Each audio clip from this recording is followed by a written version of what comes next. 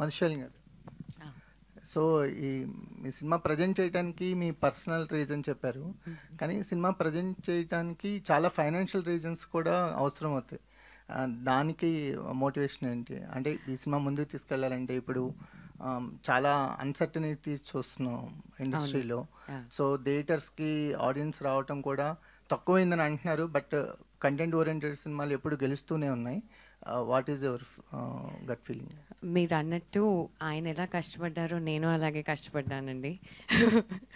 అన్నీ పూలప్ చేసుకుని I wanted to extend నా ఫుల్ సపోర్ట్ ఈ టీమ్కి. బికాస్ కంటెంట్ బేస్డ్ ఫిల్మ్స్ అది చెప్పి ఏదో రిపిటేటివ్గా నాకు అనాలని లేదు. బట్ ఒక లవ్ స్టోరీని మనం ఎన్నో లవ్ స్టోరీస్ అంటే ఒక rich girl, different combinations, uneducated, educated ఇవన్నీ చూసేసాం. బట్ ఇంత ఆథెంటిక్గా ఫార్మర్స్ కానివ్వండి, లేకపోతే అగ్రికల్చర్ గురించి ఆ రియల్ ఎమోషన్ ఏదైతే నేను ఎప్పుడైతే చూసానో ఆన్ స్క్రీన్, నాకు అది చాలా బాగా అనిపించింది. బికాస్ మనందరికీ సొసైటీలో డాక్టర్స్ కావాలి, లాయర్స్ కావాలి, పోలీస్ వాళ్ళు కావాలి, అందరూ కావాలి. అలాగే రైతులు కూడా అంతే ఇంపార్టెంట్. అదేమీ చిన్నది కాదు.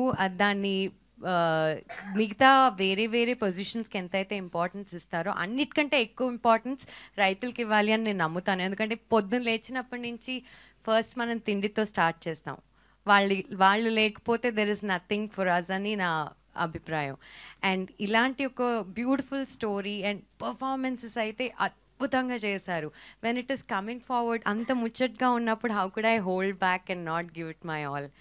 సో ఆ ప్రాసెస్లో I thought let's go all out which ever possible way. And మేము 27కి రావడానికి కారణం, వినాయక చవితికి రావడానికి కారణం కూడా అదేనండి. బికాస్ ఫెస్టివ్ సీజన్, ప్రతి ఇంట్లో వాళ్ళందరూ గ్యాదర్ అవుతారు, మంచి టైం స్పెండ్ చేయాలనుకుంటారు. అలాంటి టైంలో ఇలాంటి ఒక మూవీ వస్తే I'm sure they will also be very very happy.